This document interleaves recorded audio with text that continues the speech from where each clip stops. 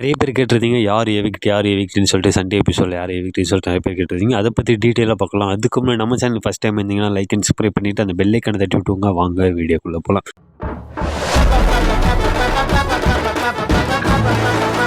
இன்னைக்கு சண்டே எபிசோடில் யார் எவிக்ட்ன்னு சொல்லிட்டு நிறைய பேர் கேட்டிருந்தீங்க.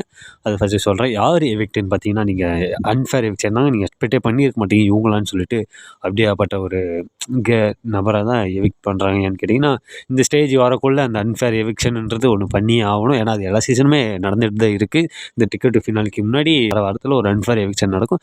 அந்த அன்ஃபேர் எவிக்ஷனில் தான் இவங்களை தூக்குறாங்க. இவங்களுக்கு உங்களுக்கு பிடிக்கணும் மறக்காமல் ஒரு கமெண்ட்டை போட்டு போங்க. அதேமாதிரி லைக் பட்டனை ஒன்று போட்டு போங்க.